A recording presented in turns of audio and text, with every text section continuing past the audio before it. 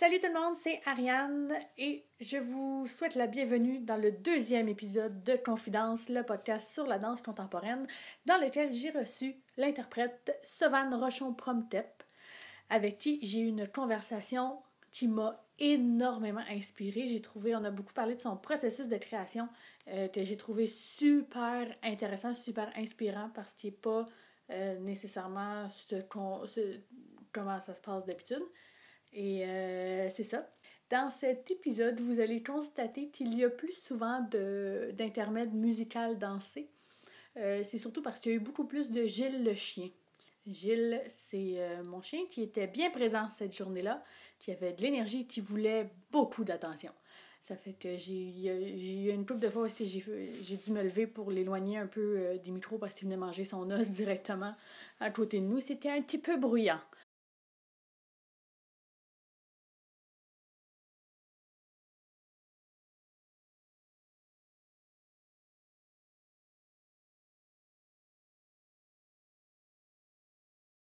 Ça fait que... Ou sinon, c'est ça. Je vous souhaite un bon épisode.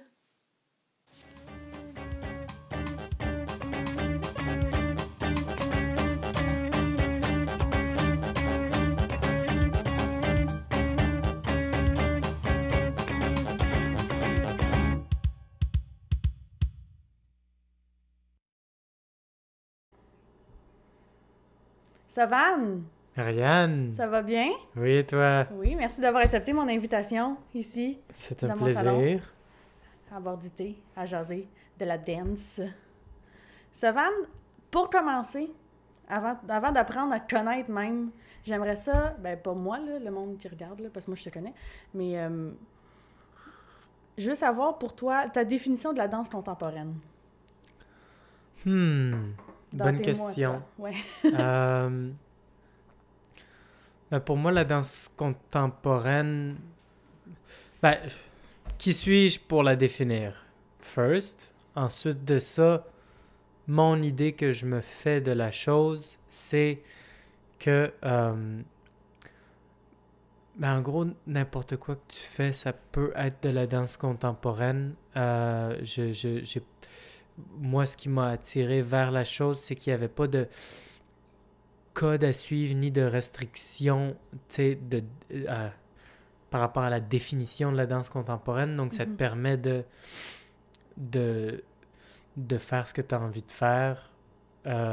Mais je peux pas nier le fait qu'il y a une communauté de danse contemporaine, une culture de danse contemporaine, des trends, des modes qui se suivent, puis une espèce de lignée de gens qui se côtoient, qui suivent le travail l'un de l'autre. C'est souvent des gens qui tournent autour des institutions, comme les écoles, les théâtres, les subventionneurs. Tu sais, je veux dire, il y a cette espèce de constance-là qui tourne autour de ce qui forme la communauté de la danse contemporaine. Donc je peux pas nier ça. En même temps, pour moi, ça fait pas nécessairement partie de la définition absolue de la chose.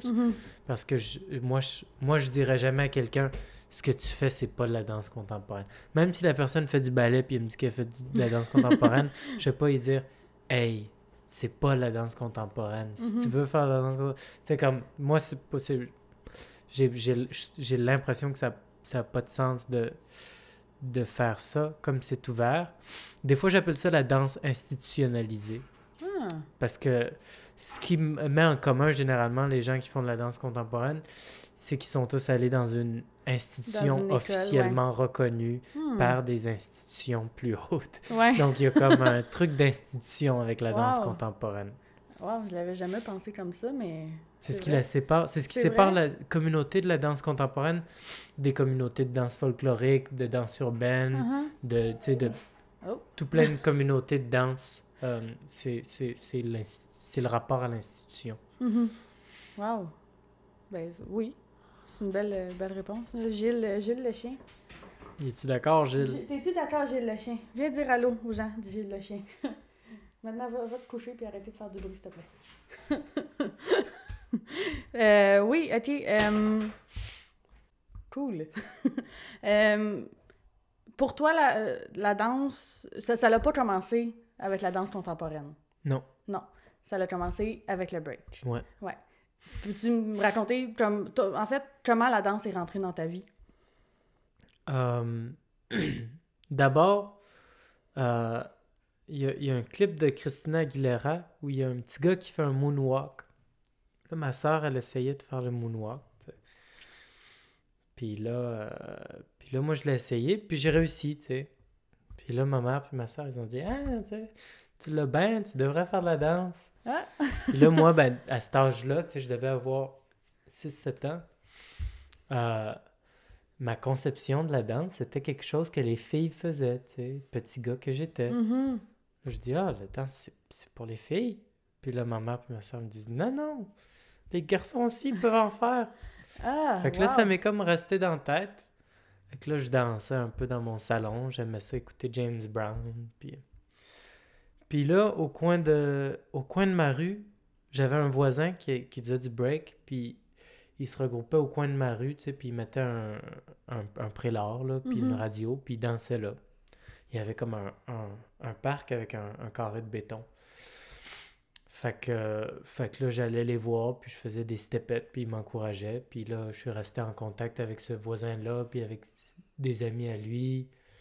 J'ai continué à danser avec eux autres. Après ça, j'étais allé dans un centre communautaire où eux, ils allaient des fois. J'ai rencontré le monde avec qui je danse toujours aujourd'hui. Tu sais. Puis c'est ça, j'ai juste comme... Je me suis fait prendre sous l'aile de la communauté de danse de break à Montréal. Wow! C'est beau. Puis après ça, là, ça a continué à évoluer. Puis de fil en aiguille, en fait, tu t'es ramassé tu t'es inscrit à l'École de danse contemporaine de Montréal. Ouais. C'est venu de où, ça? Ben, le break, c'est une culture qui appartient à une époque. C'est né dans le Bronx, dans les années fin 60, début 70. Et puis, cette culture-là, bien que j'ai baigné dans l'espèce d'évolution de cette culture-là, c'est pas nécessairement exactement la mienne. Donc, c'est comme si mon identité artistique était liée à quelque chose, à une culture dont je n'étais pas maître de.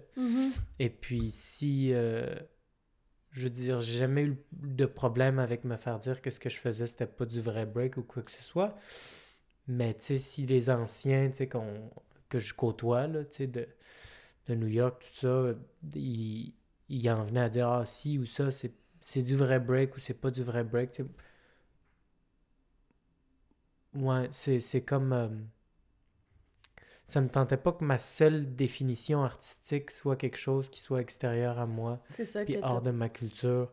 Donc, puis, tu sais, je me disais, moi, ce que j'aime, c'est danser, tu sais, c'est ce qui m'a amené vers le break, mais dans l'absolu, c'est la danse qui m'intéresse. Puis j'avais comme ce feeling, je savais pas ce que c'était la danse contemporaine, mais j'ai vu qu'il y avait un programme, puis j'avais comme le feeling qu'il y avait pas de définition à ça, puis que c'était juste la compréhension du corps, puis de qu'est-ce qu'on fait avec. Puis mon feeling était assez juste. Ouais. Ouais. Cool. Fait que dans le fond, tu sentais que tu avais plus de liberté.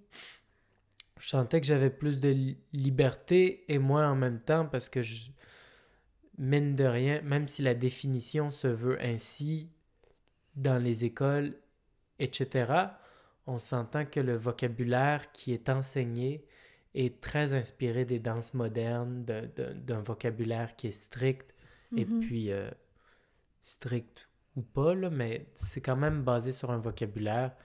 Donc je l'ai pris comme un apprentissage de compréhension du corps et non comme l'apprentissage d'un style de danse. Fait que comme faire des tendus, c'est bon pour les adducteurs, puis pour la compréhension de l'alignement, mais pour moi, je m'identifie pas artistiquement à faire des tendus, admettons. Ouais, je comprends. C'est super intéressant. Donc là, tu as fait ton passage à l'école de danse. Ouais. Maintenant, c'est quoi la forme que prend la danse en ce moment, En ce dans ta moment, vie? je fais toujours beaucoup de breaks, Mhm. des battles, des tournées, enseignements jugés, toujours avec le même groupe avec qui j'ai grandi. Donc, tu sais, c'est ma famille, c'est ma Mhm. communauté, c'est quelque chose que je fais depuis longtemps. Je l'ai pas enlevé de ma vie. Je pense que ça va. Ça fait Ça, toujours. Ouais, ça, une fois que t'es dedans, ça tu peux partira pas. jamais. Ça fait partie de Ça ta fait vie. partie Ouais. tu sais, t'as grandi, tu t'es Ouais, construit c'est avec ça. ça, ça fait partie intégrante de quand même qui tu C'est es. ça. C'est ça. Ça fait 17 ans que je connais le monde de la communauté de break Mhm. de Montréal pour plusieurs. Tu sais, fait que c'est toujours comme, oh mon Dieu, ça fait comme. Ça fait plus que 10 ans ou plus que 15 ans qu'on se connaît. Tu sais. Ils m'ont vu petit cul de même. Ouais. Puis maintenant, je suis un adulte. Euh, voilà. Après ça, la danse, ben, tu sais, je travaille comme interprète beaucoup. Mhm. Euh, donc voilà, je travaille pour différents chorégraphes. Euh, et puis je crée des spectacles de danse aussi. Euh, j'ai, j'utilise pas toujours le terme chorégraphe, mais plutôt instigateur, Mhm. parce que, ben moi, c'est l'improvisation qui m'intéresse. Ben, pour moi, j'ai toujours improvisé dans mon break. Ça a Ouais. toujours été comme, tu te ramasses sur le plancher, tu te pitches à gauche ou à droite, puis tu regardes ce qui se passe, tu sais. Mhm. Puis tu réagis, puis tu sais, c'est comme, t'es dans le moment, tu sais. Puis ça, j'avais beaucoup de difficultés en tant qu'interprète à me faire dire, OK, là, tu sais, t'arrives comme ça, tu regardes par là, tu De... vis telle Ah. chose. Ah oui, vraiment? OK, fais pas semblant. Ah oui, Ah. en plus, OK. Ah. Ah. Je fais un peu une caricature très résumée, là, Ouais, mais tu mais sais, des c'est... fois, Ouais. c'est comme... des fois, je trouve ça particulier, puis disons que... Ouais, j'ai envie par mon travail chorégraphique de valoriser le talent qui existe hors des institutions, Mhm. comme il est souvent moins représenté sur les théâtres. Puis je pense qu'il y a des gens qui n'ont pas accès, que ce soit culturellement, que ce soit financièrement, aux institutions, puis qui travaillent de d'autres manières, puis qui s'investissent autrement dans leur communauté artistique. Puis j'ai envie de participer à valoriser ces talents-là comme je les connais, comme j'arrive à voir la beauté en eux.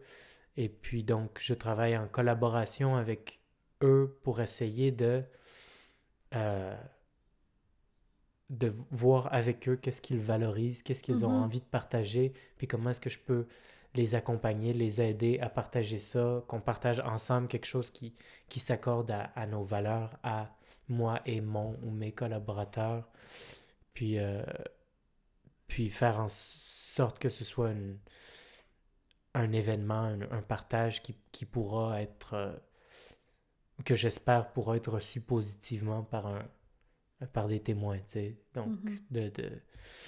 je le vois tout simplement comme ça, tu sais. Donc, quand je crée une œuvre, j'ai pas envie de showcase mes mouvements sur quelqu'un d'autre ou mes idées, tu sais. J'ai pas... oui, des fois, je peux partir dans des idées, mais c'est pas ça qui m'intéresse à mettre sur scène. Ce qui m'intéresse, c'est de mettre d'autres gens sur scène. Puis le rapport chorégraphe-interprète qui est comme pris par défaut dans la Ouais. communauté de danse Mhm. institutionnalisée ou contemporaine ou ballet. Euh, ouais, c'est un rapport que il est efficace, je comprends son fonctionnement, mais je trouve ça particulier qu'il soit un peu pris par défaut, Ouais. puis que par défaut, il y a une hiérarchie, puis que par défaut, le danseur n'est pas l'artiste.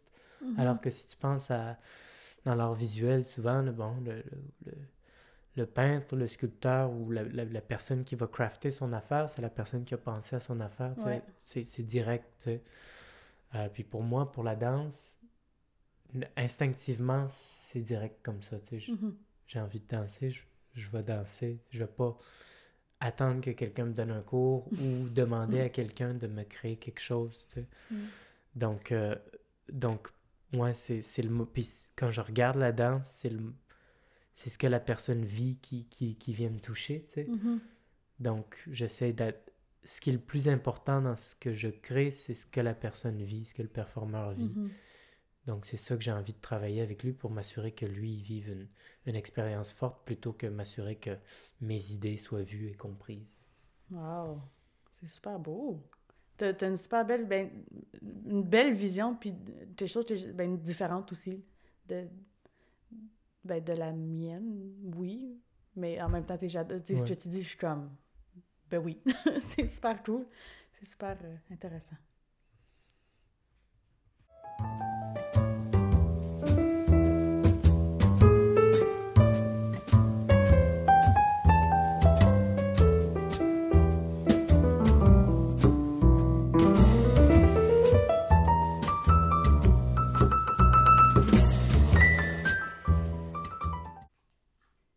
Fait que, c'est ça. Tu disais que pour toi, la danse, elle a commencé avec le breakdance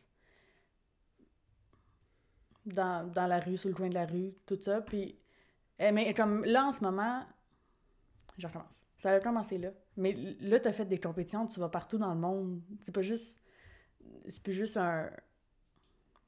Je me dis, c'est plus juste un hobby. Mais, oui, clairement, c'est ta passion, puis tu aimes ça encore, mais... Tu vis-tu du break? Tu peux, on en vit-tu? C'est très difficile. Si tu veux vivre exclusivement de ça, il faut comme que tu voyages toutes les fins de semaine pour aller à des compétitions. Fait que les gens qui vivent de ça, toutes les fins de semaine, sont dans un pays différent. Puis il faut qu'ils gagnent s'ils veulent se faire de l'argent. OK. Parce que souvent, on est invité... avion, dépenses, tout ça payé, mais la culture du break est souvent encore dans comme si t'es invité juste pour participer, là, t'es payé juste si tu gagnes, tu sais. OK. Fait que c'est difficile d'en faire un living. Là. Après ça, si tu juges beaucoup, ça peut ta paye est garantie, tu sais. Il y a des gens aussi qui commencent à être commandités, comme il y a une équipe Red Bull, il y a une équipe Monster Energy. Ouais, c'est ça les deux principaux, je pense. Mais il y a beaucoup de gens qui font partie, qui vont gagner les plus grosses compétitions du monde et tout ça, mais ils rentrent chez eux puis ils sont conducteurs de Uber ou ils travaillent, ils ont un oncle qui a une usine puis ils peuvent toujours aller travailler là, donc ça les aide à avoir à pouvoir voyager quand ils veulent puis pouvoir travailler dès qu'ils rentrent. Ah, fait que c'est vraiment difficile de vivre que de ça. Mais c'est pratiquement impossible. C'est pratiquement impossible. Fait que toi, tu vis... Je vis pas que de ça. Non, c'est ça. Il faut peut-être... Tu sais, j'imagine comme l'accumulation de tous tes projets ensemble font que tu y arrives, dans le fond. Ouais. Est-ce que pendant... comme là, en ce moment, est-ce que tu es obligé d'avoir comme justement comme un autre emploi pour, tu sais, comme un peu à l'extérieur de la danse? Non. Non. OK. Tant mieux. C'est cool. Pour toi, tu peux te concentrer sur tous tes projets. Mais j'imagine pendant un moment, tu as dû faire ça aussi, ou... Pas vraiment, non. J'ai commencé à travailler avec la danse à 15 ans. Ouais. Puis quand je suis sorti de l'école, tu sais, j'ai travaillé pendant 1 mois dans une épicerie. Je me disais, tu sais, je sais pas qu'est-ce que je vais avoir comme opportunité, mais après ça... c'est rentré tout de suite. Fait que c'est ça. J'ai travaillé 1 mois dans une épicerie. 1 mois. Ouais. Ah, les épiceries. J'ai travaillé 2 ans et demi là-bas. C'est quelque chose. 1 mois, c'est assez. T'as bien joué. C'est assez. C'est quoi je voulais dire? J'ai comme perdu mon idée en pensant à l'épicerie. L'épicerie. L'épicerie. On parle-tu d'épicerie à la place? Je suis sûre que pendant 1 mois, même si tu travailles là, juste 1 mois, tu pourrais en raconter des anecdotes. Tu peux en raconter des affaires. Ouais. Mais non, on va se sur la danse. OK. Prochain podcast. Ouais, c'est ça. Tu reviendras. On va changer d'épicerie pendant toute la long. Puis, c'est quoi je veux dire, mettons sur le break, mon Dieu, excuse-moi, j'ai comme plein d'idées qui se font dans ma tête en même temps, j'essaie de formuler une question claire. c'est ça, tu as voyagé, toi, tu voyages beaucoup encore avec ça, tu fais encore des compétitions. Ok, c'était ça ma question que je demandais, c'est que le moment où est-ce que tu vas faire du break, est-ce que c'est que dans les compétitions? Parce que je me dis, il n'y a pas tant de spectacles, ben pas, tu sais, des spectacles en salle. Ouais. Ouais. Il y a de plus en plus de spectacles en salle qui incluent des danses urbaines ou du break. Tu sais, en France, il y en a énormément. Ah oui? En France, il y en a énormément. Puis ça fait depuis beaucoup plus longtemps que tout ce qui tourne autour de la culture hip-hop ou des folklores urbains là, sont reconnus, valorisés, encouragés par les institutions. Mm-hmm. À Montréal, ça commence. Il y a quelques chorégraphes qui arrivent. Mm-hmm. Mais moi, je fais juste du break dans les compétitions. J'essaie de garder les deux assez séparés. OK. Ouais. OK. Parce que, tu sais, j'imagine, il doit y avoir une espèce d'énergie différente aussi. Ouais, l'énergie est très différente. Dans du break. Mais en même temps, tu sais, toute ta technique de break, tu dois quand même la porter en danse contemporaine. Oui, c'est sûr. Si je dois me pitcher par terre ou me pitcher par derrière ou tu sais, me lever vite ou n'importe quoi, c'est sûr que il y a une certaine organisation de corps que j'ai développée avec le break ou une manière de savoir comment protéger mon corps aussi des impacts. Mais disons que la stylistique, tu sais, les gimmicks de style, tu sais, ou de vocabulaire, souvent en tant que, tu sais, interprète dans les projets auxquels je participe, ils ne servent pas le propos de la pièce, tu sais. Le break, c'est souvent...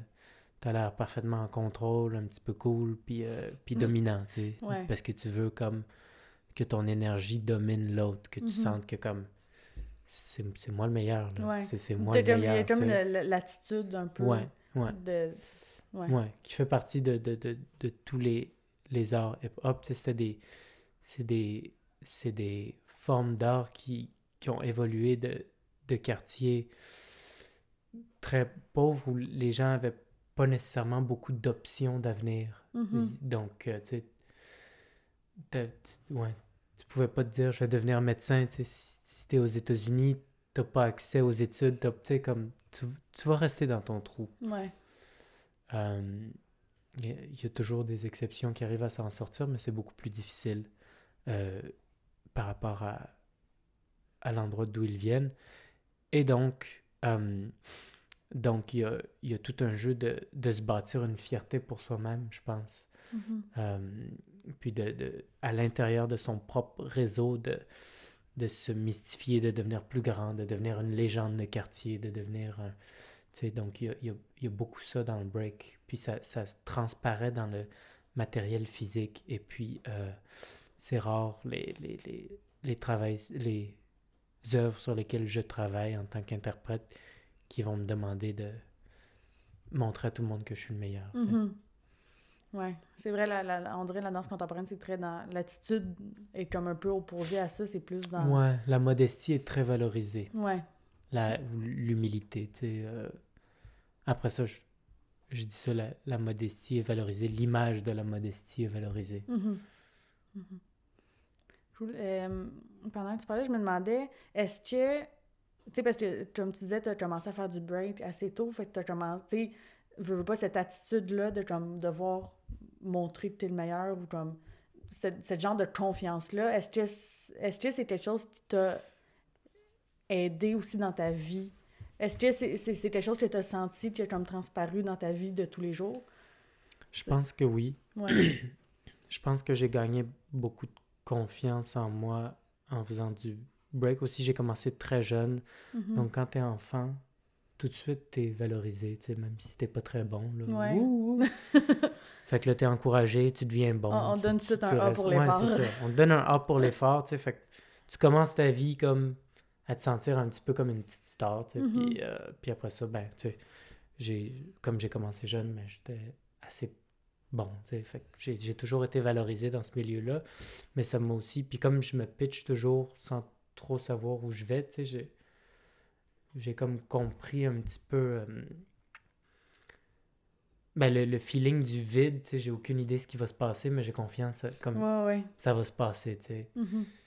Puis, puis ça, dans la vie en général, de pouvoir se dire comme, hey, j'ai aucune idée de ce que je veux faire, mais j'ai comme le feeling que ça va bien se passer, go, tu sais, je vais y aller to the fullest, tu sais. Puis ça, ben, je pense que ça aide dans toutes les sphères de la vie, dont la danse contemporaine et dont monter sur scène, tu sais. Je dirais que j'ai réalisé que j'avais beaucoup moins le trac que d'autres gens, tu sais, puis que faire des improvisations, monter, tu sais, sur scène sans trop savoir ce que j'allais faire, c'est quelque chose que j'aime. Oui, Moi, parce j'aimais que ça. c'est... Ouais. Quand je travaillais avec Rubber Band, qui était une compagnie où, tu sais, les choses étaient quand même très chorégraphiées, disons que si quelqu'un, pour une raison quelconque, un accident, se blessait, peu importe, ne pouvait pas rentrer sur scène et puis que j'apprenais 5 minutes avant que je devais apprendre un rôle, puis le faire, puis... bon, j'étais triste pour la personne qui s'est blessée et tout ça, mais j'étais content de, comme, devoir me pitcher sans trop savoir ce que je vais faire, puis savoir que, comme, j'ai jamais dansé cette affaire-là, je sais à peu près ce que c'est, let's go through it, Ouais, puis moi, j'aime ça, tu sais. Ouais. Ah, j'aime ça. ouais, c'est intéressant, comme le fait que, tu sais, ça t'ouvre une porte à... On sait pas trop ce qui va arriver, puis c'est... Ouais, clairement, tu sais, t'as grandi avec cette espèce de, comme, thrill-là de, comme... Je le sais pas. Ouais. C'est très beau. Puis, tu sais, comme tu dis, c'est un beau parallèle à faire dans la vie aussi. C'est juste de se lancer dans l'inconnu puis d'avoir confiance que quelque chose de beau puis de le fun peut en ressortir. Tu sais. C'est d'avoir confiance, tout simplement. Ouais. C'est très cool. Fait que là, tu sais, le Celebrate a été une énorme partie de ta vie, puis en fait encore partie. Ah, c'est ça, je voulais... Parce que je regardais des vidéos de toi dans des compétitions de break, puis une observation que j'ai faite, que je sais pas, en tout cas, tu pourras commenter après si ou pas. Je trouve que, ben en tout cas, tu sais, comme toute ta philosophie que tu parles depuis tantôt transparaît énormément dans ta danse, dans ton break. Tandis que, tu sais, des fois, on va voir certaines autres personnes que je trouve... J'ai utilisé des mots, mais là, je veux pas offenser personne non plus, mais comme plus, on dirait, les autres sont un peu plus commerciales, je le dis en guillemets, là. Tu sais, dans le sens un peu plus comme des moves qu'on est habitué de voir, tu sais, qu'on voit à la télévision, tu sais, genre des acrobaties un peu codifiées, parce que, tu sais, je dis ça juste parce qu'on les revoit quand même souvent. Puis, tu sais, j'ai l'impression que quand on te regarde danser, justement, tout le... Tu sais, ce que tu dis, de comme tu te lances dans le vide, puis, tu sais, je me pitche à gauche, puis on va voir qu'est-ce que ça va donner. Tu sais, oui, t'as un vocabulaire, mais j'ai l'impression qu'il y a beaucoup plus de liberté dans ton break. J'ai remarqué. Ben, tu sais, je pense que j'avais... J'aime ça, me sentir libre, tout simplement. Tu sais, il y a des gens qui arrivent, tu sais, même si le break, c'est quelque chose de très organisé, il y a des gens qui ont des sets préparés dans leur tête ou des séquences de mouvements. C'est ça. Et puis, moi, c'est quelque chose qui... Si j'ai fait une séquence de mouvements une fois, j'ai pas envie de la refaire une autre fois, tu sais. Donc, tu sais, c'est entre autres ça qui m'a... Ce désir de liberté-là, c'est ça qui m'a amené vers la danse contemporaine. Puis, je peux pas nier que d'avoir travaillé d'autres chemins dans mon corps en rebond, ça m'a aidé à sortir des sentiers battus, tu sais, physiques dans le break. Après ça, je pense que, bon, si on en connaît beaucoup, tu sais, il y en a plein d'autres qui c'est hyper valorisé l'originalité dans le break. Ça fait vraiment partie des choses qui sont comme que tu dois avoir, très importantes, qui sont très importantes. Donc tout le monde, en principe, ça fait partie de la pratique de s'inventer des mouvements, d'avoir des variations, des mouvements qui existent déjà, de les transformer. Donc c'est sûr que je suis pas le seul du tout à faire des trucs. Puis il y en a qui vont beaucoup plus loin que moi. On peut même dire, pour plusieurs personnes, j'ai un style un peu traditionnel, tu sais. Ah oui. Ouais, ça dépend de quel range tu me regardes, tu sais, la perspective. Mais comparé à d'autres, je reste assez traditionnel dans mon approche. Après ça... Je serais curieuse, en fond, d'aller en regarder plus, justement, pour voir ça. C'est ça. Ben, tu sais, comme moi, ça fait super longtemps que j'en vois, que je côtoie, j'ai une idée beaucoup plus large de... Ben oui, c'est sûr. C'est sûr que si tu écris break sur YouTube, comme, tu vas voir les vidéos les plus populaires et donc sûrement les plus commerciales. Parce que dès que ça a l'air commercial, ben, ça veut dire que ça se vend. C'est une forme qui... Les gens veulent voir du break, ils s'attendent à voir ça. Ils voient ça, ils regardent, là, ça fait plus de vues. Puis là, tu écris break, puis c'est ça que tu vois. mais oui. Ouais. Intéressant. Cool. Puis, non, c'est ça. Là, tu as été à l'École de danse contemporaine de Montréal. Tu as travaillé 1 mois dans une épicerie. Puis après ça, c'est tout de suite après ça que tu as commencé, l'enfant, avec Rubber Band Dance? Ouais, c'est tout de suite après ça que j'ai commencé avec eux. En fait, j'avais commencé avec eux un petit peu pendant que j'étais à l'école. J'allais à des répétitions avec eux quand on était en semaine de relâche ou si on avait une journée de congé. Quand tu avais plus des temps libres. Ouais. Les peu que tu as. Comment le contact s'est fait avec eux? Ça l'a pas... Victor puis Anne, ils suivaient, tu sais, ils suivaient la communauté de break depuis longtemps. Victor, c'était c'est un danseur de freestyle. Donc, tu sais, il y a une époque où les styles étaient un peu moins catégorisés et codifiés. Il y a aussi des lieux géographiques où c'était un peu moins catégorisé, dont LA. Tu sais. À LA, les gens mixaient beaucoup plus le hip-hop, le popping, le break, tu sais, puis en ressortait une danse que le monde appelait le freestyle, puis qu'on pourrait dire qui est assez proche de ce qui se fait des fois en danse contemporaine. Donc lui, quand il est arrivé à Montréal, où le style est beaucoup plus traditionnel, ben, il s'intéressait quand même aux événements, puis il sortait quand même dans les clubs où il y avait du break. Bref, puis moi j'étais un enfant dans la communauté, donc il m'a vu enfant. Wow. Lui puis Anne, ils m'ont connu quand j'étais enfant, puis il y a cette anecdote qu'il raconte souvent, qu'il m'avait vu quand j'étais enfant, tu sais, puis il disait « Ah, tu sais, imagine si lui un jour... » Oh my God! Si lui un jour, tu sais, comme... Il dansait pour nous, il apprenait la danse contemporaine. Je sais plus exactement c'est quoi leur anecdote, mais ils l'ont raconté souvent. Ouais, mais dans le fond, c'est ça qui est arrivé. Ils t'ont vu tout jeune danser. Ils m'ont vu tout jeune, puis après ça, ils ont comme appris que j'étais à l'admis, tu sais, où ils m'ont croisé dans un corridor, puis fait que tu sais, quand je les ai croisés pendant les temps que j'étais à l'admis, ben, ils me parlaient, tu sais, tu sais, contacte-moi quand tu sors, machin. Fait qu'on était restés un peu en contact. Par la communauté de danse urbaine. Surtout dans les corridors de l'admis. Surtout dans les corridors de l'admis. OK. Ouais. C'est là que ça se passe. Ouais, c'est ça. Ben, c'est là qu'on a pu se jaser, tu sais, comment, tu sais, si jamais... Si jamais ça t'intéresse, il m'avait dit, si jamais ça t'intéresse, viens nous voir, on va voir si ça marche bien. Je pense qu'il m'avait invité en studio ou je ne sais quoi, mais en tout cas, le contact s'est bâti, tu sais, tranquillement, puis quand je suis sorti de l'école, il y avait une audition pour la compagnie après, fait que, tu sais, je l'ai fait. Une audition ouverte, tu étais allé. Une audition ouverte, ouais. Puis ils t'ont retenu pour... Là, t'as été combien de temps avec eux? 2 ans. Ouais. 2 ans. Un bon 2 ans. Ouais. Puis est-ce que c'était... comment dire? Est-ce que c'était pendant les 2 ans que tu étais avec eux, est-ce que tu étais juste avec eux? Est-ce que c'était assez une grosse charge de travail pour... C'était assez une grosse charge de travail pour survivre, mais j'étais aussi avec Dana Gingras. Parce que tout de suite en sortant de l'école aussi, j'ai rencontré Dana, puis ça a fonctionné. Donc, je manageais les deux, ce qui n'était pas toujours facile. Il manquait un, manquait l'autre. C'est deux gros... C'était 2 gros chunks. Deux gros projets, là. Ouais. Puis, Dana, le lien s'est fait comment avec... Le lien s'est fait comment? Je pense que c'est Jamie Wright qui a donné mon nom. Ouais. Fait que là, il m'a écrit, j'ai envoyé des vidéos, on s'est rencontrés en studio, puis ça marchait. Ça a marché. Ça a cliqué, ouais. Ah!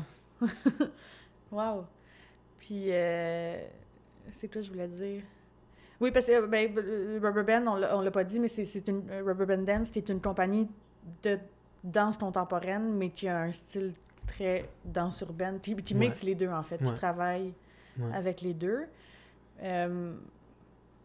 Rapidement, ton expérience par rapport à ça. Tu t'en as parlé un peu dans l'intro, tu disais que, tantôt, là, que c'était beaucoup plus chorégraphié, c'était plus, comment dire, strict, mais c'était beaucoup moins improvisé.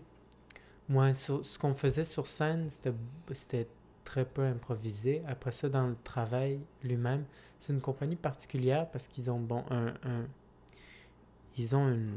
une approche, un style de danse que lui, avec ses interprètes au fil des années, ont développé.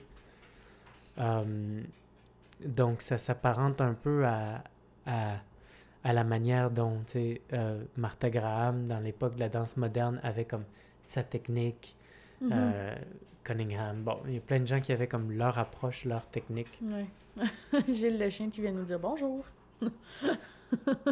Donc, lui, il y avait... Ouais. Pauvre chien. Donc, lui aussi, il avait...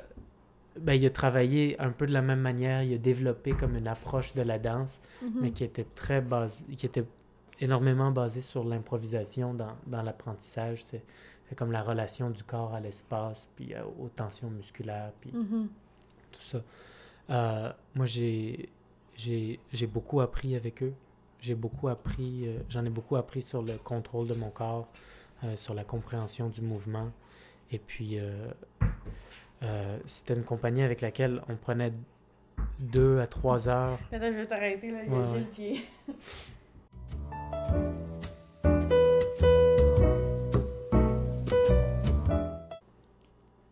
De retour. Après avoir... joué avec Gilles. Oui. C'était une compagnie avec laquelle on passait 2 à 3 heures à s'entraîner, à improviser, à jammer ensemble tous les matins autour de son approche de la danse. Puis ensuite, de son rentrée dans les répétitions. Donc, il y avait énormément d'improvisation dans tout le processus, mais au final, sur scène, c'était très créé. C'était, ouais. Et puis, j'ai beaucoup aimé travailler avec eux. Je trouvais que l'approche aidait à faire en sorte que je puisse jammer dans un vocabulaire commun avec des gens qui ont une formation de ballet, des gens qui ont une formation de cirque, des gens, il y a comme un rapport à l'espace que quand on utilise le même, la communication devient fluide, avec des gens qui viennent de parcours différents. Ouais. Puis ça, c'était génial. Wow. C'est intéressant, ça. Ouais. Tous les parcours différents qui se réunissent, mais qui parlent le même langage. Ouais, c'est ça.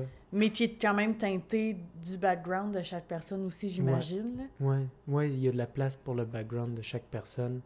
Et puis, donc, ça donne juste une espèce de base commune sur laquelle communiquer, puis ça me faisait...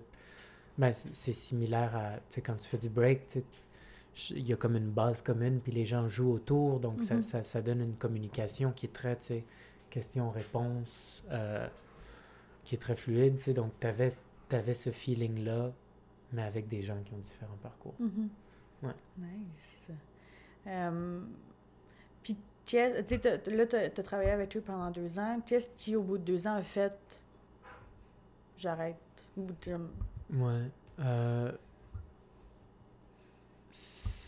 j'avais besoin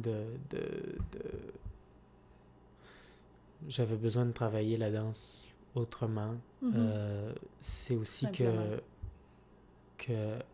avec eux, c'était une compagnie qui voulait former un groupe à temps plein, donc c'était très difficile pour moi d'aller prendre d'autres opportunités. Donc, pour des raisons organisationnelles un peu, ça me convenait plus ou moins. Aussi, le vocabulaire, autant j'ai appris avec, autant il y avait une stylistique très rattachée à celle-là, puis au bout d'un temps, ça... Je pouvais juste plus, tu sais, faire ça, me lever tous les matins, puis danser de la même manière, qui était une manière qui m'était dictée pour le travail, tu sais, c'est pas dicté méchamment, mais c'était ça le travail, tu sais. Donc, au bout d'un temps, j'arrivais plus, ça me convenait plus. Et puis,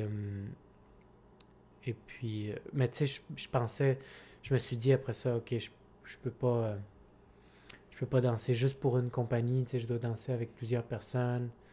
Au final, j'ai dansé avec plusieurs personnes. Je pense que le rôle d'interprète, c'est un rôle qui est difficile pour moi. Puis il y a certains projets pour lesquels ça marche bien, mais d'autres non. Tu sais, donc, il faut vraiment que je choisisse mes projets en tant qu'interprète. Oui.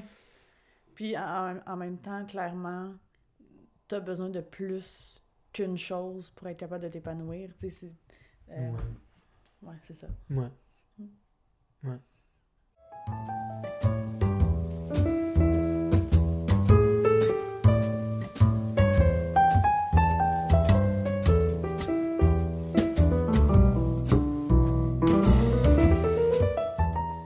Fait qu'après Rubber Band Dance, mais tu sais, là, tu nous as expliqué les raisons pour lesquelles tu as quitté, mais est-ce que tu as tout de suite embarqué dans... J'imagine il y a comme d'autres projets qui se sont enchaînés directement après ça? Ouais. Ouais, j'ai eu des projets un peu avec différentes personnes, là. Susanna Hood, Aurélie Pédron, Martin Messier, d'autres projets avec Dana. J'avais commencé une création avec Fred, ça n'a pas abouti. Ouais, Fred Gravel? Ça. Ouais. C'est poche, mais j'aimerais ça, je suis curieuse de savoir parce que justement, quelque chose qui commence mais qui se rend pas jusqu'au bout. Comment t'as vécu ça? Tu sais, j'imagine, ben là, à la base, tu sais, il a commencé le projet, j'imagine c'est lui qui t'a approché. Ouais, ben il m'avait approché pour un... Attends, ça fait du bruit.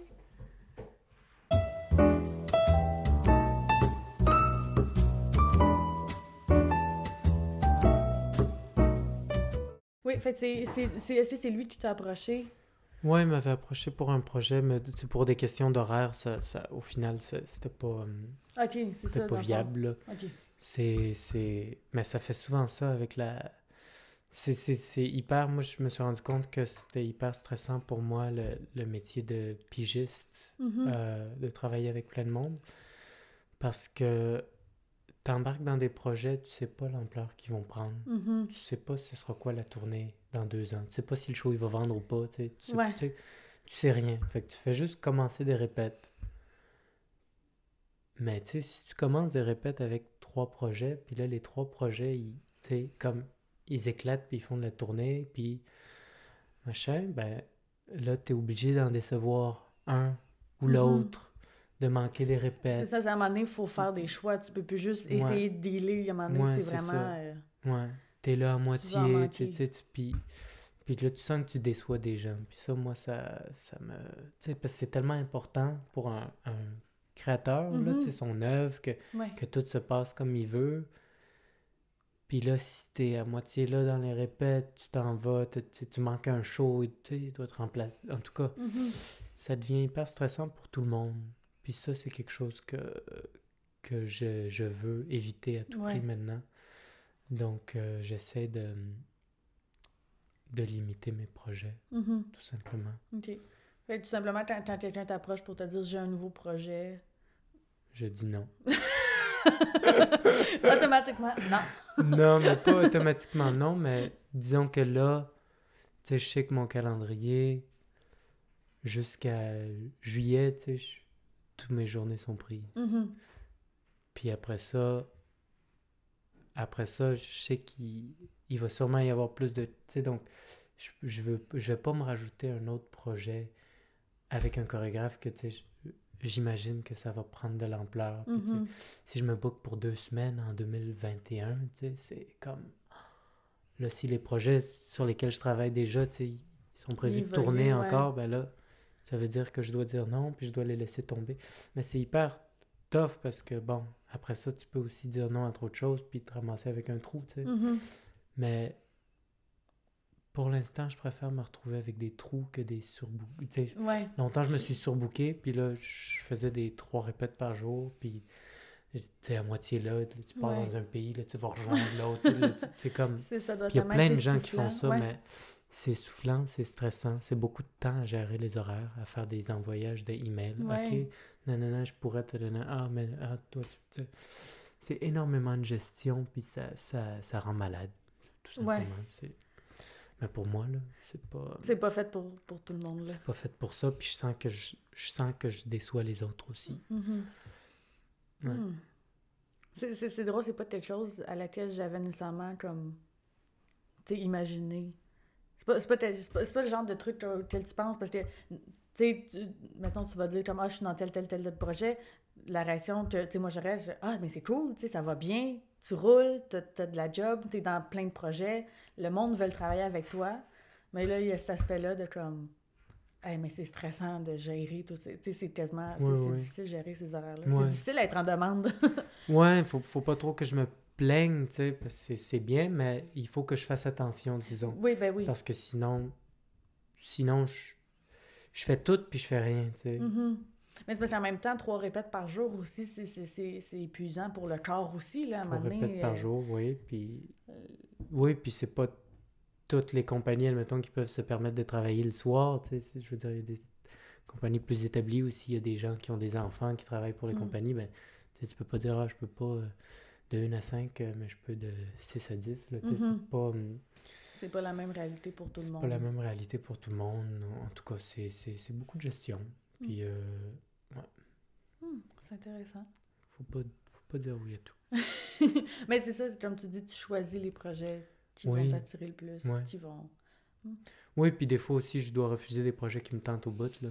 Mhm. Parce que tu sais, des fois, comme ton projet me tient à cœur et pour cette raison, je vais pas m'embarquer dedans parce que je risque de plus comme rendre ta vie compliquée Ouais. que, tu sais, de participer au projet. Fait que, génial ton projet. Comme, ma manière de te soutenir, c'est de rester à l'extérieur. tu sais. Ah ben oui, tout à fait. Cool. Puis, tu parlais aussi dans ton intro, t'es pas juste interprète aussi, t'agis comme médiateur, comme tu aimes. J'avais dit le mot instigateur. Instigateur, c'est ça le mot, excusez, mon erreur. C'est correct. J'aime bien le mot médiateur, par contre. Médiateur. Mais en tout cas... Instigateur. Mais ouais, ça n'a pas tout à fait le même... instigateur, c'est toi qui... Mais quand t'es l'instigateur, là, après ça, tu dois faire la médiation les pour deux que tout sont le monde ensemble. se rejoigne. Ouais, c'est drôle parce que quand j'étais enfant ou quand j'étais très jeune, le mot médiateur comme m'intriguait beaucoup. J'aimais beaucoup comme l'idée de la médiation, ben, tu sais, comme le réglage de conflits, puis comme, tu sais, toi, comment tu le vois? Toi, OK, on va trouver, tu sais, comme, c'est quelque chose qui me tentait de faire. Je me disais, plus tard, je vais devenir médiateur, tu sais. Mais en tout cas, je sais pas trop dans quel domaine tu peux vraiment être médiateur, à part dans la police. Ouais, et puis ça me donne pas trop de travailler dans la police. Ouais. Non.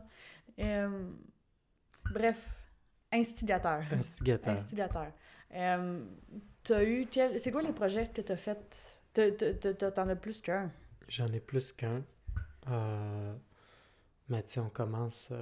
on se découvre tranquillement, là. J'ai fait un duo avec un danseur c'était dans un programme double qui était présenté dans le cadre du festival Sans Luxe, dans le temps où il faisait ça à 5e salle. Puis c'était un duo avec un danseur hip-hop, mais ça c'était beaucoup plus... j'avais pris un album de genre rock psychédélique progressiste que j'aimais beaucoup, puis j'avais créé beaucoup plus comme en suivant la trame narrative un peu de l'œuvre musicale, donc c'était un peu plus traditionnel dans l'approche de chorégraphier. Après ça, bon, j'étais dans un moment où être interprète puis me faire dire quoi faire, c'était comme ça me rendait un peu malade.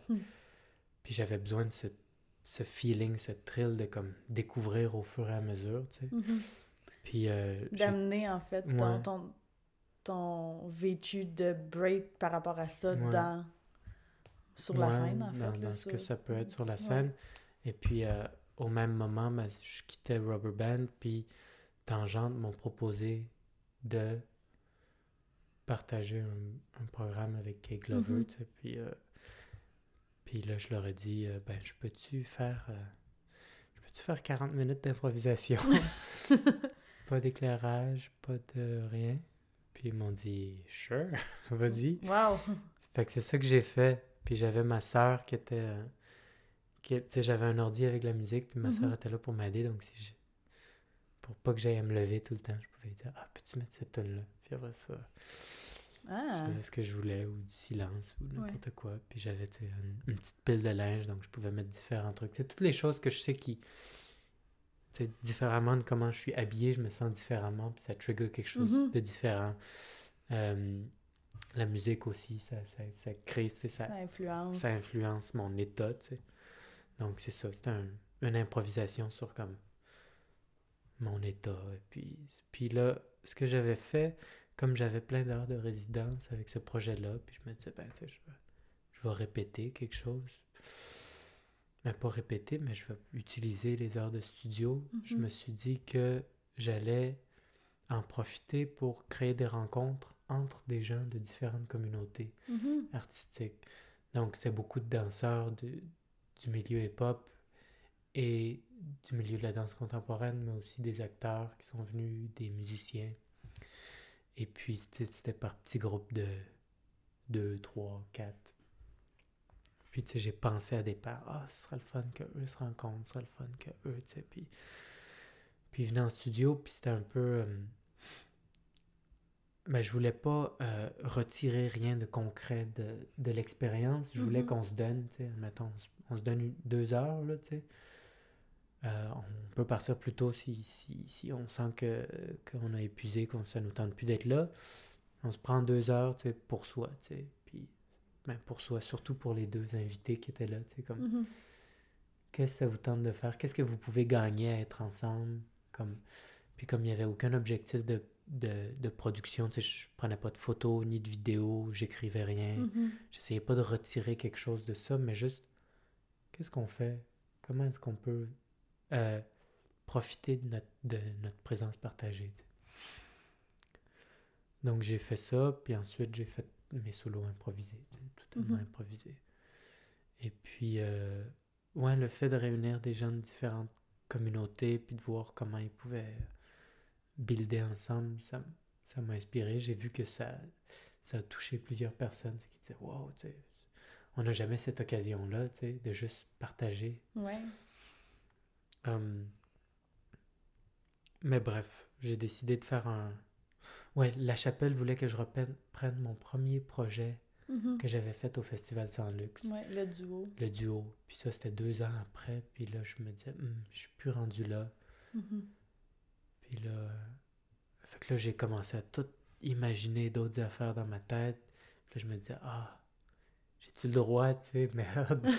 je peux juste pas refaire ce que j'ai fait avant. Puis là, j'ai rencontré Olivier Bertrand de La Chapelle qui m'a dit, oui, certain, si tu veux faire quelque chose d'autre, puis mettre d'autres gens sur scène, vas-y. Il t'a donné carte blanche. Il m'a donné carte blanche, fait que ça, je le remercie. Puis c'est là que j'ai créé mon spectacle Un temps pour tout, sur lequel je travaille toujours. Et puis, et c'est ça, il y avait 3 danseurs et 2 musiciens. Puis, on a travaillé par rapport à... Ben, tu sais, moi, je voyais des choses en eux, je voyais leur identité artistique, puis leur manière d'être hyper bornés sur leur approche, tu sais. Mais admettons tu peux comprendre à quel point ils sont bornés quand tu as l'habitude de voir un passage dans un cercle ou dans un battle, tu sais, qui dure à peu près 2 minutes, tu sais, puis tu vois comment ils prennent leur temps, comment ils se permettent des choses, comment ils vont loin, tu sais. Alors que d'autres gens qui ne connaissent pas la danse hip-hop les verraient sautiller pendant 2 minutes ou bouger pendant 2 minutes, puis ils diraient, sont super bons, mais ils verraient ça juste comme la danse hip-hop, peut-être. Mhm. Tu sais. En même temps, c'est pas vrai. Je pense que tout le monde peut voir à quel point ils sont spéciaux, mais je voulais juste essayer de voir avec eux comment je peux traduire leur identité, la manière dont ils se voient et tout ça, mais dans un temps et dans un espace qui est différent. Tu sais. Donc Mhm. là, les gens, ils sont pas debout, ils sont assis, ils vont Ouais. pas danser après toi, puis ils sont là pendant 1 heure. Finalement, le show, il durait 1h45, 2 heures. Là. Fait que bref, comment est-ce que toi, ta manière d'approcher ton art, tout ça, est-ce que tu peux comprendre le point de vue, la perspective du témoin, puis traduire ta propre identité artistique au nouveau contexte, tu sais. Hmm. Puis tu sais, avec les musiciens, ben, eux aussi, ils avaient beaucoup d'espace pour créer des trucs complètement différents, puis eux, ils viennent beaucoup du milieu jazz, puis c'est des gens qui s'intéressent beaucoup au hip-hop, tu sais. Donc jazz, hip-hop, donc ça aussi, c'est très, tu sais, solo, c'est solo après solo, il y a des structures plus fermes, puis là, comment leur couleur peut comme s'étaler sur quelque chose qui part, c'est des vagues d'énergie, tu sais. Donc, on a vu ensemble, c'était quoi, on a établi ensemble avec l'équipe une espèce de ligne énergétique, tu sais, de qui fait quoi à quel moment à peu près, tu sais, Mhm. ou à quel moment est-ce qu'on se donne quel type d'énergie, puis qui prend le devant, juste pour qu'il y ait un partage de lead, puis Mhm. d'atmosphère qui soit clair, puis à Ah ouais. l'intérieur de ça, ils pouvaient improviser, tu sais. Wow. Puis ça a été très difficile, je dois le dire, de leur faire, ben, de leur donner un cadre, mais de leur faire comprendre que ce cadre-là était lousse. Donc, tu sais, il a fallu qu'eux, ils me fassent confiance par Mhm. rapport au fait que, tu sais, si tu te sens pas à l'aise, puis tu sais, aussi, je voulais les challenger dans des nouvelles directions, mais je voulais pas leur faire des choses donc des choses qu'ils ne valorisent pas ou dans lesquelles ils ne sont pas confortables sur scène, tu sais. Mhm. Donc, Les fallait... Ouais. pousser, mais pas jusqu'à les rendre inconfortables. C'est ça, Oui, c'est l'espèce ça. de... Mais je pouvais les rendre inconfortables en studio, tu sais. Mhm. Mais ça voulait pas dire qu'ils allaient faire ça sur scène, tu sais. Donc, il fallait que je build une confiance avec eux que comme on essaie des choses, on se permet des choses, mais Mm. vous inquiétez pas, au final, comme si vous n'êtes pas confortable avec une ou une autre chose, on va pas faire ces choses-là. Eux aussi sont très bornés dans leurs approches, il y a des besoins qu'ils avaient, puis il fallait que moi, je leur fasse confiance là-dedans, tu sais, parce que Mhm. si je dis, ah, je veux tu sais, que ce soit leur identité artistique, tout ça, puis au final, ils font rien de ce qui leur parle, puis il leur semble, parce que, tu sais, bon, j'arrive pas à lâcher les rênes complètement, tu sais. Mhm. Donc, il a fallu que moi, je leur fasse confiance, eux, ils me fassent confiance. Donc, c'était un jeu de confiance. À certains moments, il y a eu des distances, des froids, mais au final, j'ai senti que on est arrivé à un point, à un moment donné, où euh, c'est comme si tout le monde s'était entendu sur l'espèce de structure qu'il y avait, tu sais, Mhm. puis s'était entendu sur... Tout le monde avait finalement compris c'était quoi la latitude qu'ils avaient, tu sais. Puis les propositions ou les nécessités, les solutions pour faire en sorte que le show devienne naturel, puis qu'il leur parle, puis il soit comme propre à eux, les solutions se sont mises à venir de l'équipe, tu sais. Mm. Puis elles étaient toutes bonnes. C'était comme, ah, moi j'ai rendu là, tu sais, je peux pas faire ça, j'aurais besoin que ce soit ça. Puis là, tout le monde est comme, ouais, ouais, tout à fait, moi avec. Mm. Donc c'était intéressant le moment où j'ai senti que tout le monde, tu sais, on était tombé sur une structure qui nous convenait. Mhm. Puis là, tout ce qu'il y avait à corriger, ça pouvait pas venir de moi parce que moi je le vivais pas. Ouais. Ça venait de eux. Et puis le moment où le show a vraiment eu du sens, c'est le moment où on a fait la première, tu sais. Puis c'est là que comme... Parce que en studio, tu sais, moi j'aime pas ça faire semblant. On va faire semblant qu'il y a un public là. Ouais. On va faire, tu sais, on va faire semblant. Tu sais, j'ai pas pratiqué de salut avec eux, là, tu sais. Tu sais, puis j'aurais pas dit comme, regarde par là, tu sais.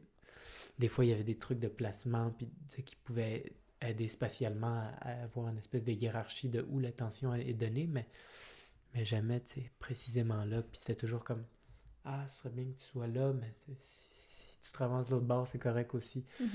Mais bref, on n'a pas... ouais, on n'a pas... C'est juste à partir du moment où tu le présentes que ça pouvait avoir du sens, Que de ça savoir ce que prend, c'était, ouais. parce que c'était un show qui répondait au moment présent, puis mine de rien, ouais, tu dois le partager à quelqu'un, tu sais. Quand tu le partages juste à ton équipe, c'est pas la même chose que quand Non, tu c'est ça. t'adresses tous ensemble, on s'adresse à des gens, puis il y a une rencontre qui se crée, tu sais. Donc, c'est là que le show a vraiment pris sens, puis c'est là aussi que ma gang d'artistes, on fait comme, OK, je suis dedans, tu sais, let's go, tu sais, comme, et où est-ce que les réticences sont comme tombées. Ouais. Wow. Ouais. C'est super un beau processus que, Ouais. comme tu dis, c'est pas, je m'en dire normal, mais qu'est-ce qui est normal, qu'est-ce qui l'est pas, là. C'est un processus qui est propre à toi, en fait, là. C'est toi qui... ta philosophie qui a amené Ouais. ça. Puis avec tout, comment tu m'as expliqué tout le cheminement de tout ça, t'as vraiment... je trouve que instigateur, c'est vraiment le bon terme. Ouais. T'es pas chorégraphe. Non. T'as mis du monde ensemble, tu leur as ouvert la porte. Ouais. Puis eux, ils m'ont énormément guidé sur les directions. Tu sais, je veux dire, j'ai choisi du monde hyper borné. Puis je savais que ça allait être difficile. Puis il y en a deux avec qui j'avais fait, tu sais, mon premier show. Puis Oui. il y a des bouts, tout ce que ça fonctionnait pas dans le premier show. Puis il disparaissait, tu sais, puis il répondait plus. Tu sais, c'était Ah ça. oui. Donc je savais que j'allais avoir à dealer avec toutes sortes de choses, puis que ça allait être un travail de médiation, de confiance, de compréhension, puis de builder un rapport de confiance. C'est comme si tu avais créé ta propre communauté. Ouais. T'as amené du monde qui se connaissait peut-être ou pas, mais qui parlait pas nécessairement non plus le même langage. Les trois danseurs se connaissaient depuis des années et Toujours. des années. Puis c'est des gens, tu sais, qui travaillent dans les mêmes quartiers, ils travaillent beaucoup avec les communautés, font beaucoup de travail social, ils dansent beaucoup ensemble. Donc ils avaient vraiment comme leur univers, bien qu'ils sont trois individus complètement différents, avec des besoins différents. Puis les deux musiciens se connaissaient aussi. Donc la rencontre était entre les danseurs, les musiciens. J'avais aussi des conseillers. Il y avait Caroline Gravel qui nous a aidés, puis Soleil Launière aussi qui nous a beaucoup aidés. Et puis, les concepteurs, scénographie, éclairage aussi, qui sont venus en studio, qui ont fait un peu partie du processus, puis dont leur rapport avait a énormément joué avec l'œuvre finale. Ouais, c'est comme un très gros travail d'équipe. Ouais. En fait, c'est un gros partage, c'est un gros... tu sais, c'est plus que... Comment dire, tu sais, il y a des collectifs qui vont travailler ensemble, tu sais, qui vont se former, mais c'est comme pas le même... C'est pas la même chose. C'est pas tout à fait la même chose. Ça. C'est pas tout à fait un travail de collectif. T'sais. Non, c'est ça. Mais c'est super beau, c'est super... c'est intéressant.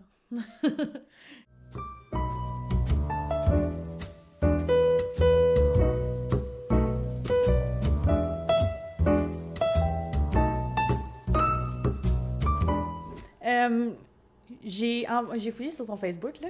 J'ai vu que tu étais allé au Rwanda. Ouais. Ouais? Ouais. Pour enseigner? C'était, entre autres, je partageais avec les gens de la communauté de break qui était là-bas, mais plus les danseurs professionnels qui, eux, avaient déjà une pratique d'enseignement puis de travail social là, à travers le break. Donc... et puis, bon, pour des questions de visa, d'argent, c'est plus difficile pour eux de sortir du pays, de rencontrer d'autres danseurs. Donc, je suis allé échanger avec eux, enseigner un peu, enseigner avec eux. J'ai fait quelques spectacles avec eux. Puis, on a organisé un événement de break avec eux aussi.